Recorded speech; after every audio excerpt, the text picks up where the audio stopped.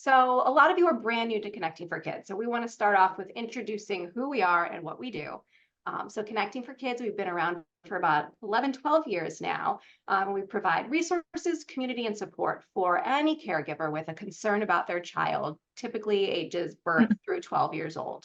And we can help with any kind of concerns, whether it's understanding a diagnosis, behavior challenges in the family like divorce. We have resources for a lot of things, and we'd be happy to share some of those, at least online resources, with you after tonight. And our programs are all free for any child 0 to 12, Cuyahoga, Lorain, and all of the adjacent counties. So since a lot of you, I think there was only about 5 of you who've been to a behavior chat before, I'm going to tell you, we're going to talk a little bit through what the typical behavior chats look like. And I did send out an email because I know some of you had kiddos who were a little bit older. And so I want to kind of reframe a little bit what these programs typically are about. So they're geared typically towards children 18 to 6 years, 18 months to 6 years, with or without a concern. That's important, not 18 years old. And each session, we typically discuss a new tool, a new thing that we're working on, and what parts of our behavior toolkit can help support that. Again, this program is not meant to be a consult. We may ask a few one-on-one questions. We definitely will. But there are going to be usually questions that can serve the whole group. If you do need one-on-one support, we offer Ask Us one-on-one sessions. They're free with the staff, and we can help you find resources and support for really any of the things that you might be struggling with. So our agenda for tonight, we are going to go over at lightning speed the behavior toolkit, because tonight we're not really focusing on those tools, but I want to at least give you a picture of what you're going to be getting in your email. We're going to be giving everybody a digital printable version of the toolkit. Some of you already have like an actual tangible one if you came to a live programs. We're going to go over that. And then Chris is going to talk for about 25, 35 minutes about tantrums versus meltdowns and sensory systems. So a lot about how sensory ties into some of the behavior issues that you might be dealing with. And then we'll open it up to a general Q&A. We'll alternate between some of the questions that you sent in when you registered, questions that you might be typing in the chat, and then we'll invite some of you, if you want, to raise a hand and actually ask your question verbally. I didn't announce this before, but the wonderful Alicia is taking attendance, so please make sure to change your screen name to match the name you registered with. That is always very helpful. I mentioned the behavior toolkits. You will be getting a version emailed to you along with some other wonderful sensory goodies, usually within the next day or two of the programs. We'll also be creating a podcast. We haven't created a new behavior chat podcast in a really long time. So we will send you a link to all the previously recorded ones. And then in about a week, we'll have this beautiful program edited for you along with the slides, and we'll send those to everyone as well. I mentioned how you can ask questions, whatever way you feel comfortable. Some people want to ask them verbally. Some of you want to just put them in the chat and we'll ask them for you, whatever you feel most comfortable with. We will have a survey that we would really like you to fill out after the program. Alicia will put it in the chat around 7:50. This is how we get funding to do these wonderful programs. Everything we do at CFK is free, but in order to get all the wonderful grants to do these programs, we need your glowing feedback about how fantastic Chris Chambers is at the end of the program. And then I already asked you all to think about your goals. If you couldn't think of one, that's okay. We'll ask you at the end of the program to reflect on if you feel like your needs have been met in this program. And if not, we'd be happy to chat with you in a one-on-one and figure out how to find you resources. All right. So now I will commence with going through at lightning speed the tools in your toolkit. I'm not going to go into them in depth, but this is just a chance for me to tell you what these things are for. So we will be sending you a digital version of tools to keep data. Very often a helpful thing to have is an ABC data sheet. So it is tracking for you what happened before a behavior happened, what was the behavior, and what happened after the behavior happened. Did people yell? Did siblings hit? And any notes. And so a lot of the times Ochanya talks about how important it is to keep track of what behaviors are happening, and that helps you to actually get to the bottom of them and figure out how to prevent them in the future. So very helpful tool. There's also digital versions of a lot of visual tools. A lot of kids, even if they're highly verbal, sometimes we as parents talk too much. So sometimes visual versions of what we're asking are the things that actually get the behaviors to stop. So stop signs, wait signs. I think there's an all done sign that we're going to send you as well. Tools for transitions. A couple of folks asked some questions about transitions, and these are some fantastic tips that Ochanya came up with to help your child transition better, from using social stories to preparing them to using songs. A lot of this stuff may seem really simple, but it is a really helpful support. You can even take this out and show the child and let them choose which transition tool they want to use. Tools for emotional regulation, same thing. Lots of great ideas that you can actually let your child choose in order to help regulate their nervous system if they're feeling overwhelmed. Chris is going to talk a lot about that tonight. And then we'll also send a social story about how to calm their body. This is good for sensory. This is good for anger. It's just lots of other great ideas. Social stories are a fantastic tool for young kids to learn to practice all of these things that you might be teaching them. Tools for reinforcement. So we've had whole programs about things like visual schedules and reward charts can be really, really effective in motivating children positively towards the behavior that you want. Here is the visual schedule. It comes with both a first then chart and a schedule. So first then charts are really great for children who have a developmental disability or who are very young because it's very simple. First, you pick up your plate, then you get a treat. So it's a direct cause and effect, which is very helpful for younger kiddos. A schedule is a little bit better for older kiddos because it's actually then planning out their day for them. That doesn't work for some children. It's too long range for some younger ones. So we give you both. And that is all the tools. So we'll send you the links afterwards, but we have a whole education topic with all of these tools, how to use them on our website, and we'll be sure to send that to you after the program. So I get to be done talking for a little bit, and I'm going to throw it over to Chris Chambers. And Chris, you just tell me when you want me to advance to the next slide, but go ahead and take it away. All right, awesome. And those are amazing tools, and all of those tools can be used with behavioral and sensory. So you definitely can make good use of those, and I'll try to reflect on them as we go through. So as I said earlier, I'm a pediatric occupational therapist. I've been practicing for about 33 years. I've worked in a residential facility with children with complex needs. I've worked in an inpatient and acute care hospital setting. I've done in-home early intervention. And then in 2007, I opened an outpatient clinic.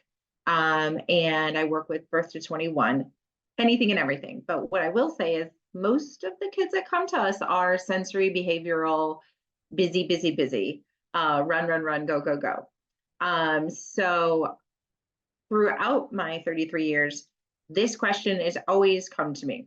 So is it behavior or is it sensory? What do you think? You know? And so what I want to try to do is tease it apart a little bit for you. Know that behavior and sensory merge. I mean, they overlap, one flows into the other, but we will try to tease out the pieces so that you can see, you know what, this situation, it's a little behavioral, but a lot of sensory. So those are the strategies I want to tend towards, or vice versa. There's a little sensory there, but there's a lot of behavioral. And so we want to have more of the behavioral strategies. So it does flow back and forth. But, you know, I do think that you can tease out pieces. What we know is behavior is always telling us something. It's telling us something. It's communicating to us something about the child, what they need, where they're going. So it tells even our own behaviors. It tells us what is most important. Where do you put your time? Where do you go? That's what's really most important to you. You might not even consciously think about it. So same with your kids. What is most important to them? What do you want or what motivates you?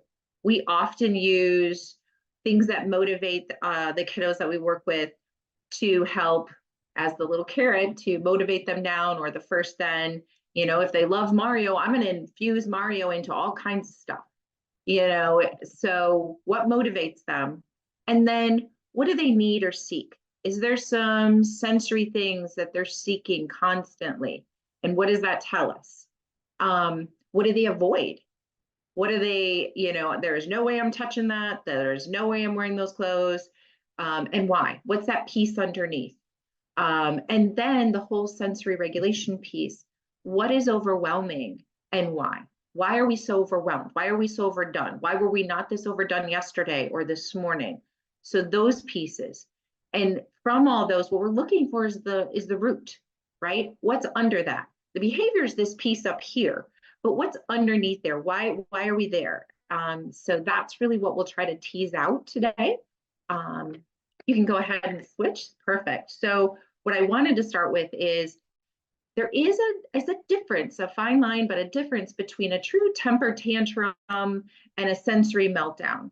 And when you're in the moment with your child, or even when I'm in the moment with somebody else's child, you're trying to tease that out, like, where are we? So this is where I was talking about, do I need to use more of a behavioral strategy because it's really a temper tantrum? Or do I need to use some sensory strategies because we are in meltdown, we are overloaded? So go ahead to the next screen. These are very general, but this is your quick and dirty on what's a temper tantrum. So that temper tantrums tend to be that desire for something, or anger about not getting something, or having to stop doing something. And it's usually shorter in duration. Some kids can hold on pretty strong, and then sometimes it, evolves into a meltdown, but it's usually overall shorter in duration. And quite often, if you watch, it'll either stop when you stop giving attention, or if you just said, fine, just, here's the toy. And all of a sudden it's like this, they're screaming bloody murder, like their life is ending, and they get the toy. Oh, thank you. We're pretty sure that was a temper tantrum and more behavioral than sensory. So you want to find out, is it the attention that I'm giving them? If I'm looking over to them, I've had it even in my sessions, and also with certainly my own children, you look away and you kind of just like, I'm in the room and I know they're safe, but I'm not going to give them my attention. And you kind of hear it slowing down, and you look over and it just escalates right up. You're like, oh, okay, I know where we're at here. So also, you kind of get a feel of a temper tantrum if you can distract them out of it with, oh, let's put on Bluey, or something like that, and they pop right off it. This gives us an indication that there is a little bit of a sense of control. They can control their emotion. They're not completely out of control. They're mad or sad or frustrated, but they have a little bit of control. Go ahead and switch to the meltdown. When we see that lack of control is when we get into this sensory meltdown, when they have they're completely overwhelmed, or their sensory systems are completely over aroused, and they go into that fight, flight, or fright response. Your fight response, this is your kicking, biting, pushing, shoving. It can also, with a child that's a little bit older, that's got beautiful verbal skills, it can be some really mean things. I mean, they know what to say to trigger, they know your button, they know the button of their peer. So that's their fight response. I want out of here, and I'm going to make sure that I'm going to, get out of here. Flight is just that. Either they're climbing up you, like, I can't wait, I can't be in this situation, and they're literally climbing up your body or hiding behind, or they bolt right out of the room. And then that fright is just that complete sadness, sobbing, hiding under the desk. No, I'm not coming out. So these are intense, visceral responses. They tend to be longer in duration. It takes them longer to calm down out of them. And usually you can kind of see, especially in their eyes, like they're out of control. They've left the building, and it's one of those situations, even if I gave them the toy, it doesn't stop. In fact, they don't even know what they want anymore. Like, what do you need? I mean, they're just so overdone. So different strategies for that situation. What I wanted to do today is give you a quick overview of the 8 senses. I'm not going to teach my, semester sensory course at CSU, but I wanted to just give you a touch of it. Some of them are super obvious and we know about them and we learn about them in kindergarten, but some are a little bit different, like proprioception and interoception and stuff like that. So I want to give you just a little tidbit so that you know what you're looking for. If you start to see, like, oh, my child has that, yeah, that might be it. Because these sensory systems fill our bucket, and we'll talk about the bucket later, and that's where this meltdown or this overarousal comes. So our senses, the roles are for them to protect us, to protect our body, and to discriminate between different things. You know, this is heavy, this is light, this is soft, this is prickly. So that gives us that information. If we have a sensory system, one of our 8 senses, that over registers, you tend to be someone who's avoiding that information. You're going to not want to be near that type of input, that sound, that touch, that group of people that seems to be all bumping into each other, and I don't want to be touched. You tend to be hyper vigilant.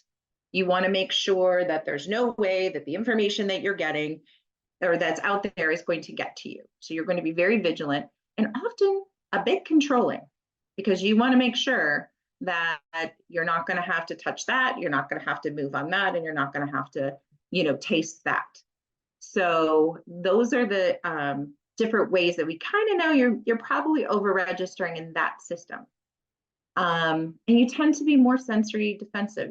You fly up into fight, flight, or fight really quickly. Parents will tell me they go to, you know, from 0 to 180 in, you know, seconds. They're just overdone and in a different direction in seconds. Probably some sensory defensive. Interesting piece as we go through the systems. Typically, you won't see somebody sensory defensive in all 8 systems or 5 of the 8.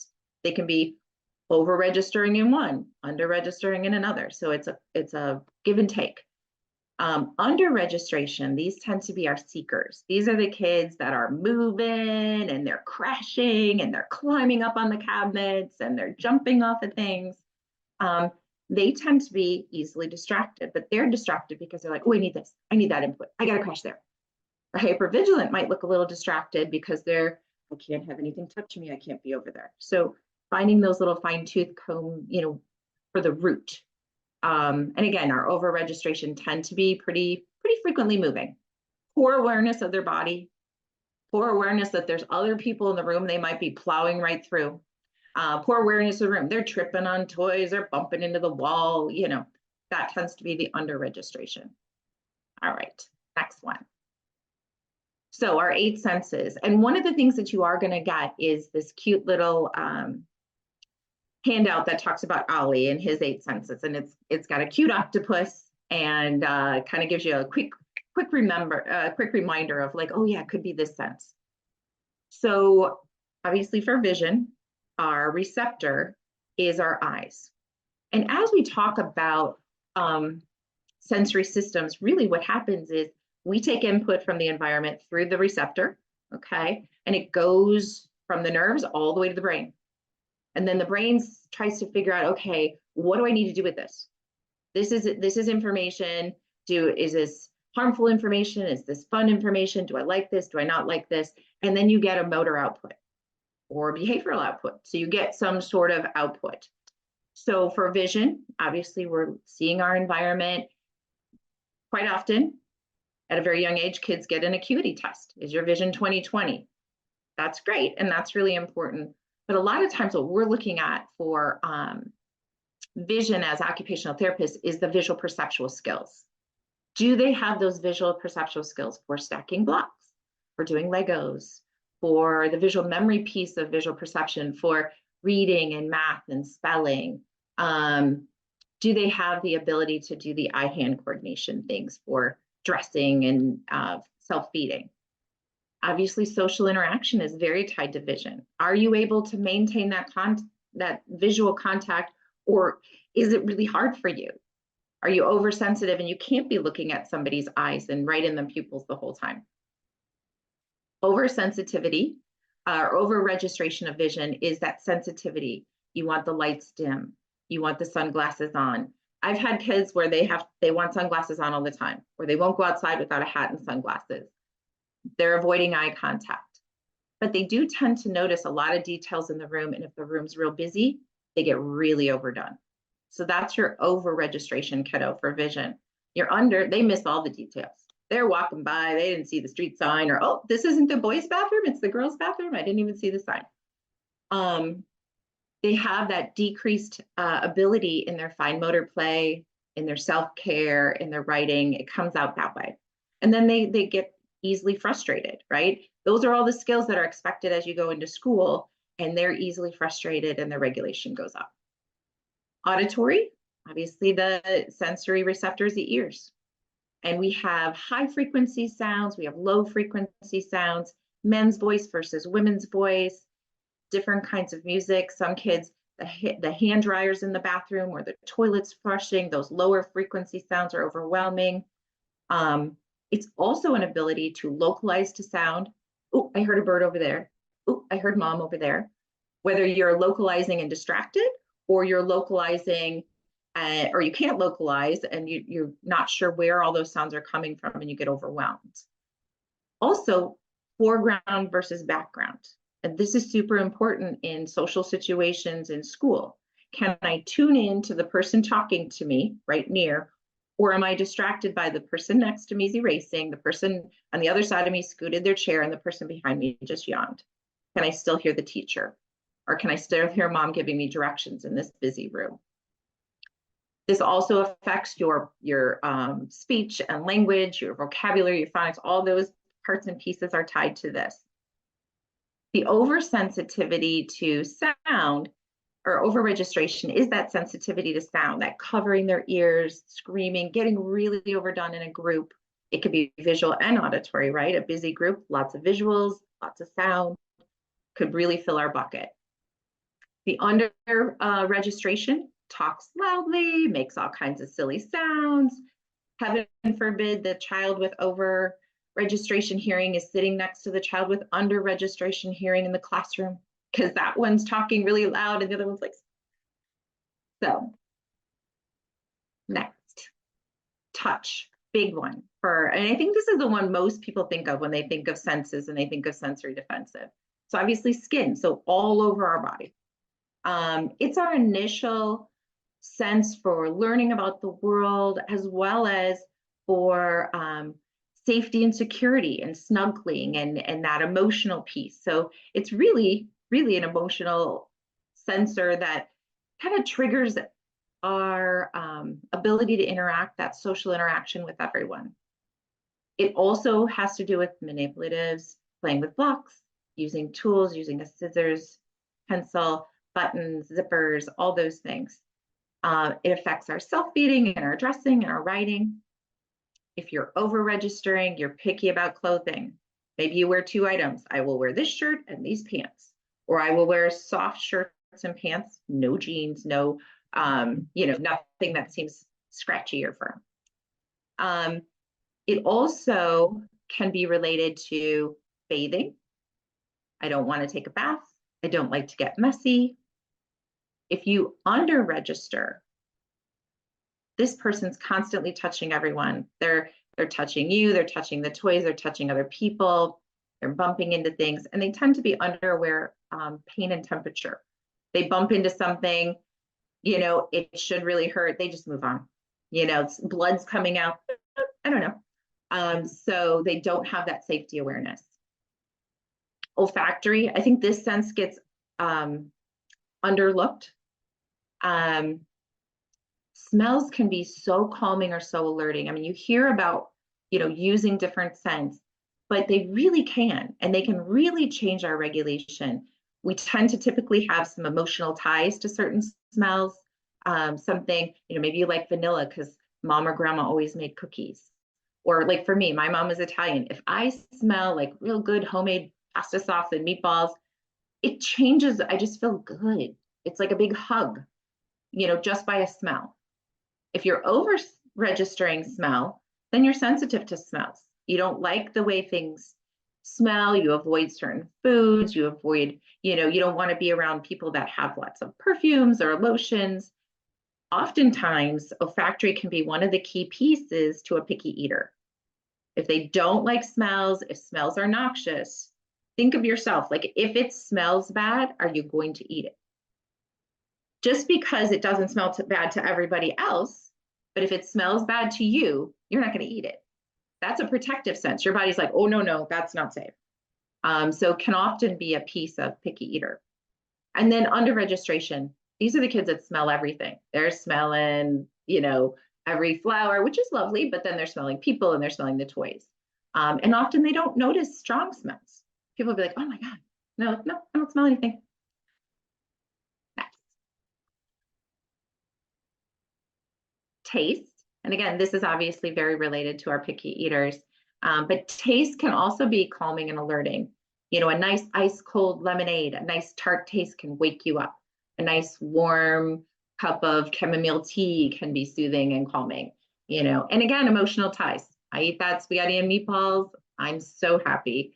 So we have a lot of emotional ties around food.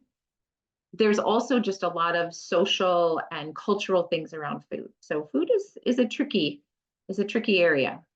Our over-registration kids, this is where we get our picky eaters or our problem feeders. Picky eaters meaning I'm a bit picky and I'm a little limited, but our problem feeders where we're really getting down to, I have 5 foods that I will eat and that's it.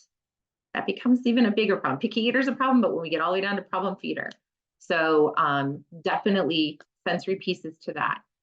Someone who doesn't try new foods, our friends that will eat only one kind of chicken nuggets and it has to come out of that box. And if it's not that chicken nugget, I don't trust it and I'm not eating it. So those over registration kiddos can be in there. Our under registration kiddos eats pretty much anything, which is great. But they also put a lot of non-food items in their mouth. They often have fingers in their mouth. They're, kind of chewing on fingers. They're very messy eaters. They're just going to town and it's going everywhere. Interoception is one that I think a lot of us don't think about, but again, can affect feeding, but also affect toileting. This is our awareness of, oh, I feel hungry, or I'm thirsty, or my heart rate is racing, or my breathing is going really fast. I have to go to the bathroom. How soon do I know about that? Is it right away, or am I almost going and I'm feeling it tactily before I really knew I had to go, as well as your muscle tension. So your over-registration kiddo is that kiddo that's frequently complaining about boo-boos and hurts and health and all those kind of different things. Whereas your under-registration kiddo typically will struggle with toileting. They do not have that sense. Often they will not be aware that they're sick. I mean, I've had it where kids have come in and they're kind of off balance and they're just not right. And mom takes them into the doctor. They had a double ear infection, a flaring double ear infection. Nope, weren't pulling on their ears, weren't indicating. So really don't have that good internal sense. And then again, those kids that really don't sense that they're hungry. It's really hard to motivate your picky eaters if they don't feel hungry, So definitely that affects feeding as well.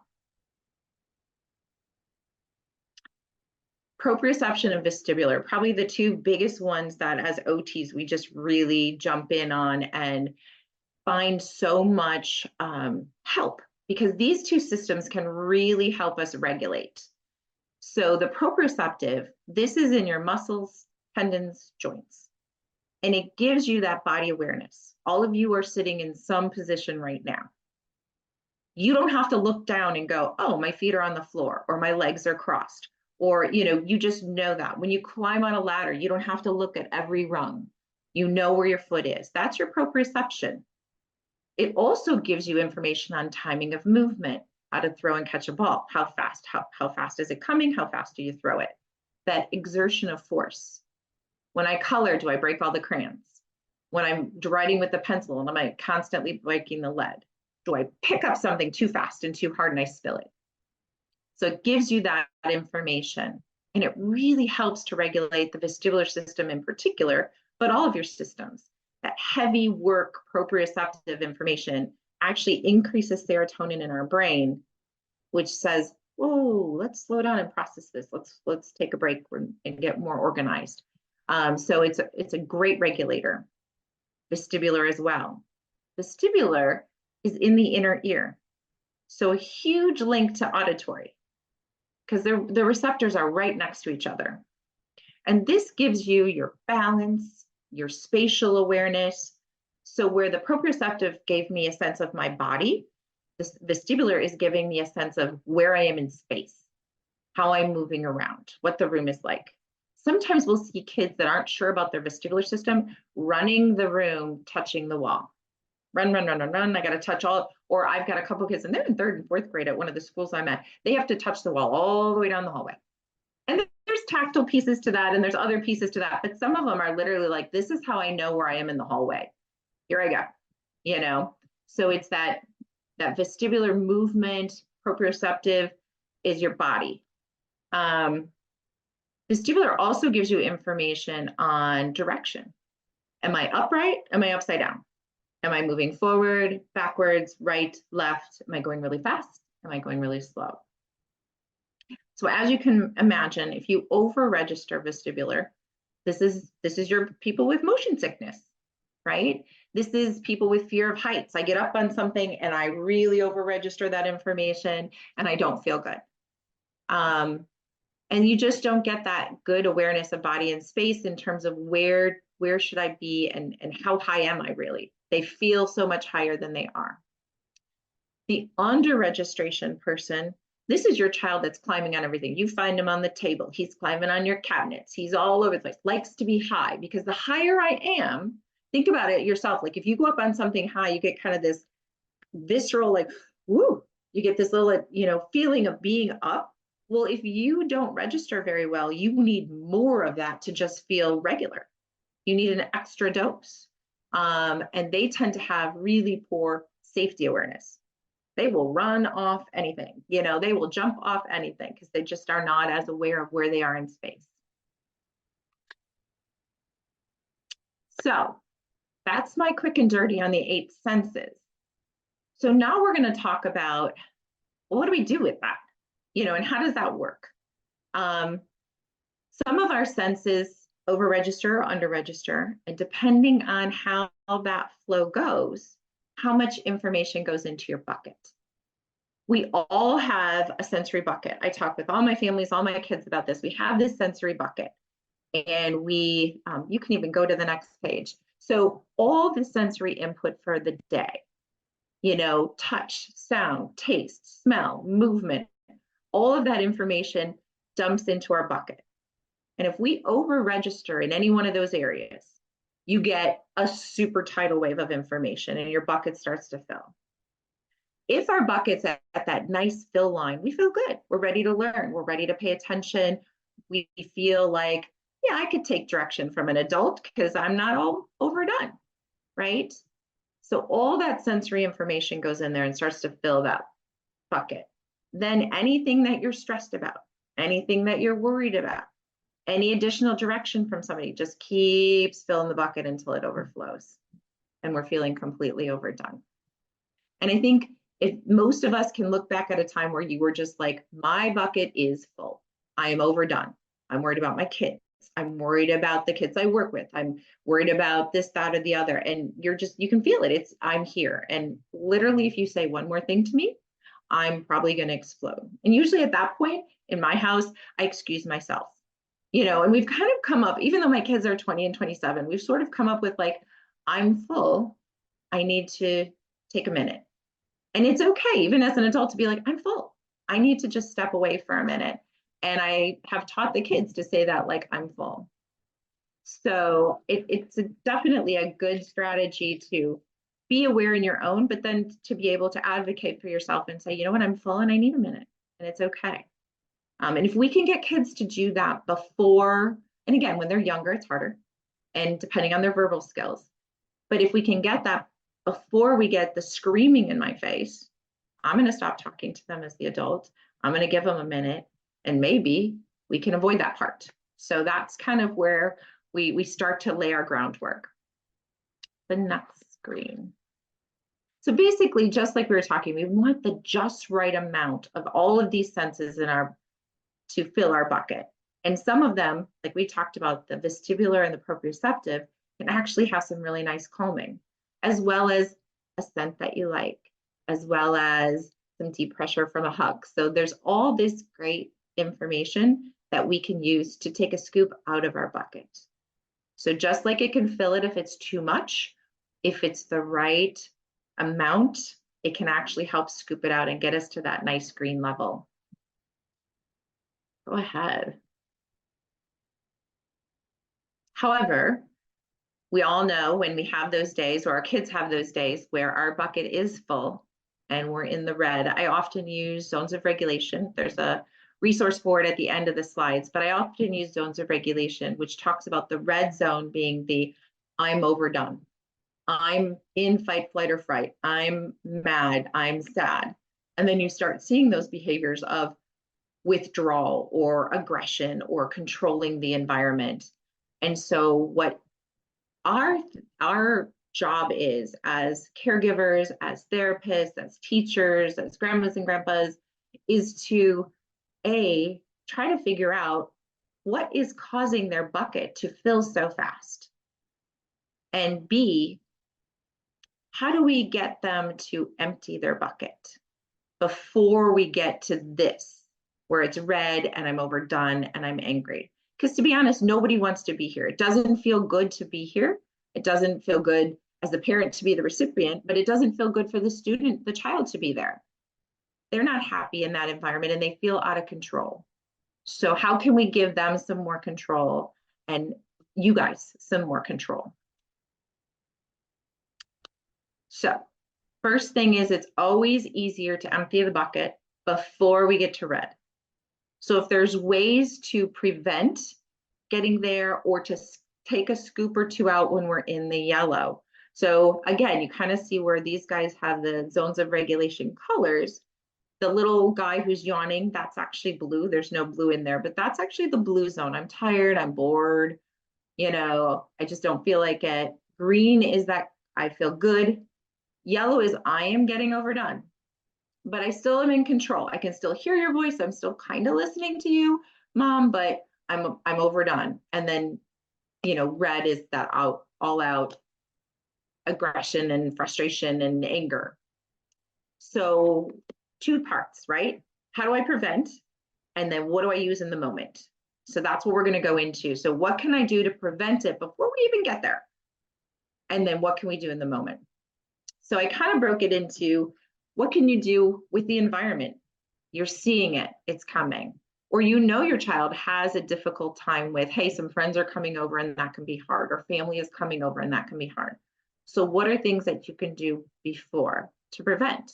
So decreasing some of the distractions, especially if your child gets overdone with sound. Overdone with sound can be, I don't want it, but it can also be that child that gets amped up with sound. So turning the TV or video games off a little bit, or putting on calm music.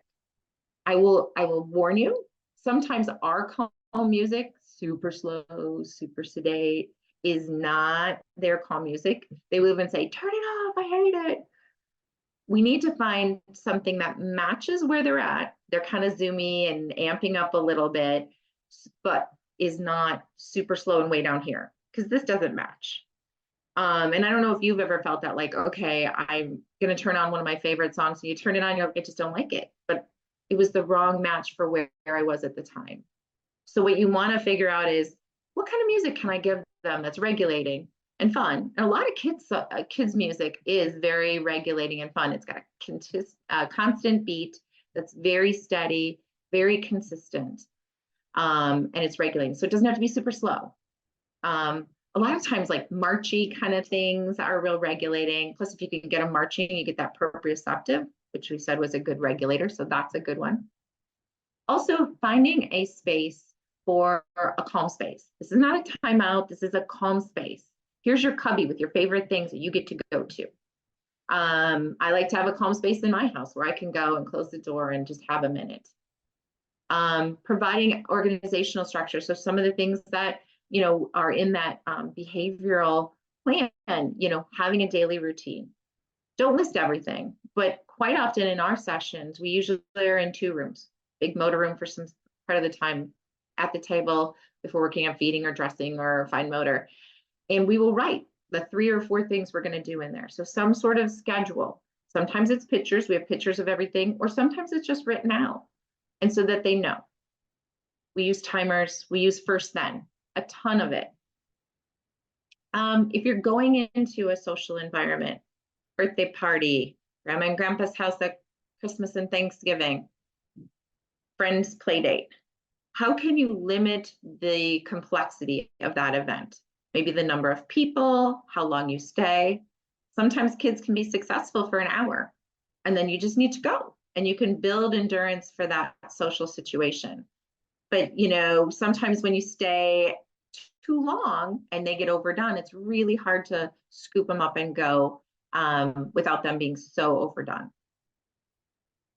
Also, looking at the social mix, trying to find those peers that are a good fit. Like I was talking about, sometimes there'll be a peer that is so opposite of your child. Your child is loud and rough and they want all this play. And there's this other child that's like, I don't want to be touched and I don't like sound. So maybe they're not the best playdate friends right now until you get those systems under control. Finding somebody that's at that same level.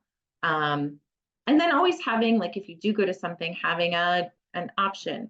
Sometimes families, especially if it's a family situation, and you always go to grandma and grandpa's house, having a room in the house you can go to that they can just have a couple minutes of calm, and then they can rejoin the party, right?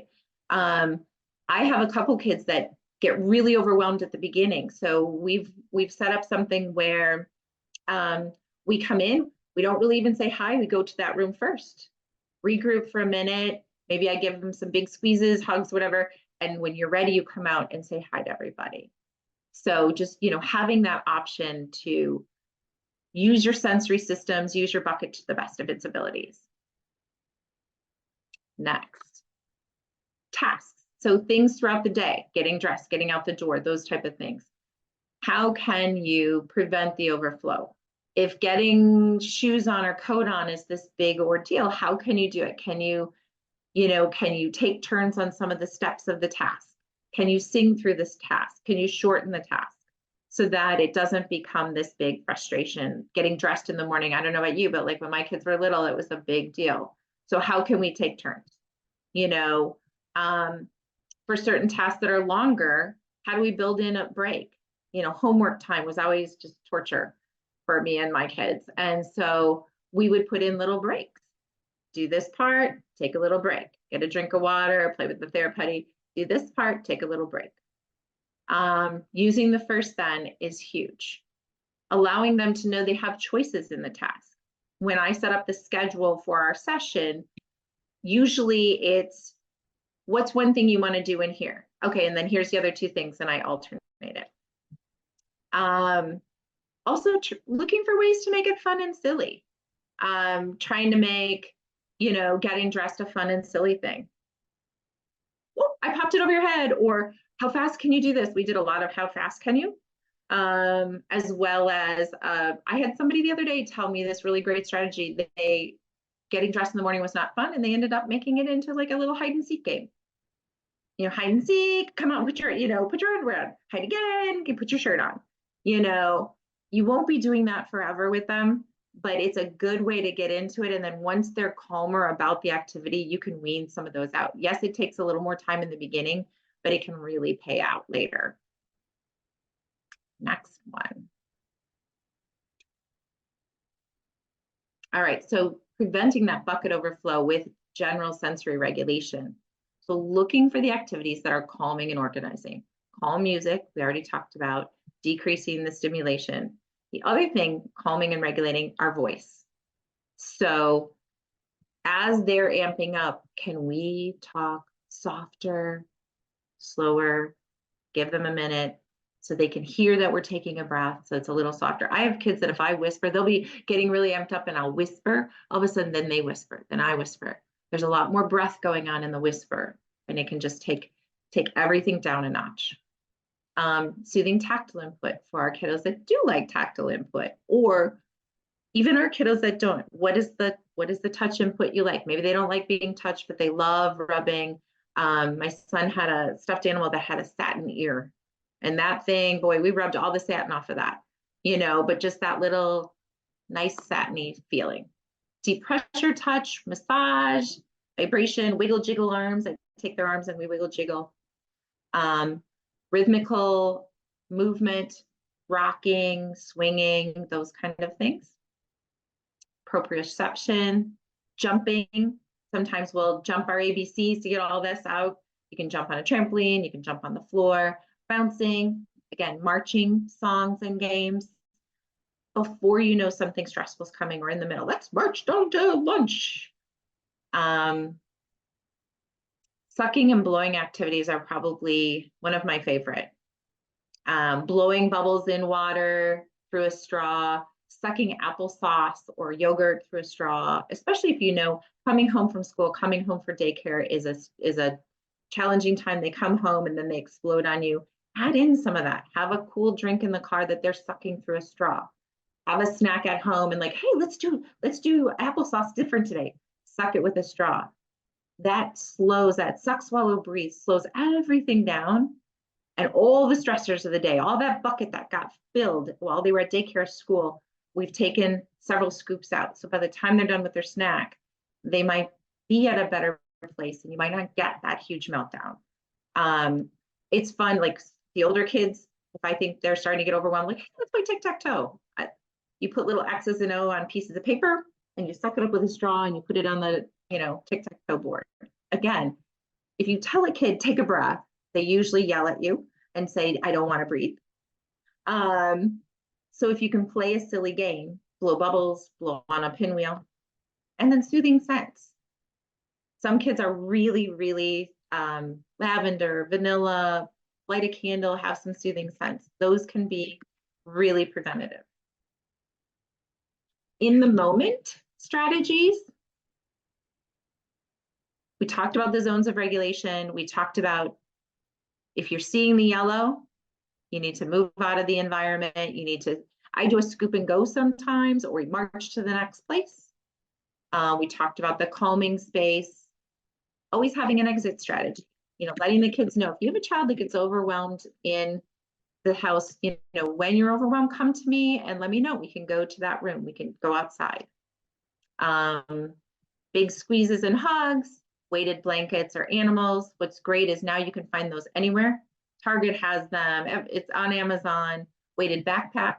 Kids that need that extra input, they carry their own backpack in and out of school and everywhere they go. The movement input, a rocking chair, a swing, a sit and spin, bike, proprioceptive, trampoline, push and pull, putty, a squeeze ball, chewy, crunchy snack, suck and blow, all of those are proprioceptive. Tactile, I use a lot of rice bins, sand, bean bin, shaving cream, those pop-it fidgets. So having those available, I hide puzzle pieces in the rice. They have to find them and put them in the puzzle. I hide little guys in the sand. Auditory, we talked about using this whisper. We talked about first this, then the snack.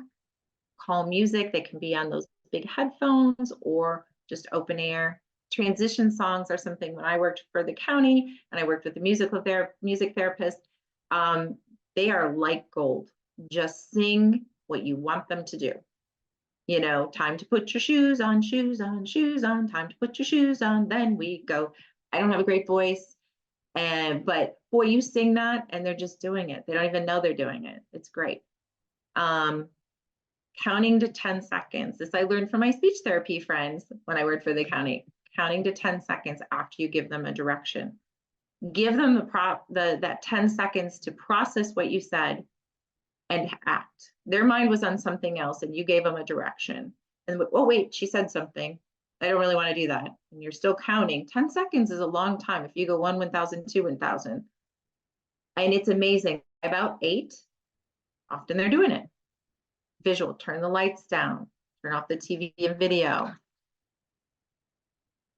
And then once we get through this, if there was some sort of meltdown, upset, hopefully it was short, hopefully it's less frequent because you're doing the strategies, give them time to recover. I think as a parent, the thing that I really struggled with the most is I wanted to jump right in there and talk about it. Okay, so here's what I see that happen. And they might be embarrassed or sad about it. They might be kind of tired if they had a big meltdown, or they might not be fully out of yellow. They've calmed, but you start to talk about it and they go right back up. So give some time. And then when you're calm, kind of go over it. No accusations, no whatever. So what happened? What worked? I noticed when you went over in the cozy corner, you calmed down. That was a great strategy. Or I noticed when I gave you a big hug. What can we do next time? Let me know you need to go in the cozy corner before you hit me. So, having that conversation, but again, whoa, after. And then take that time to cuddle and hug, because boy, mine are 20 and 27 and they're only little for a little while. So you do want to enjoy those quiet moments too.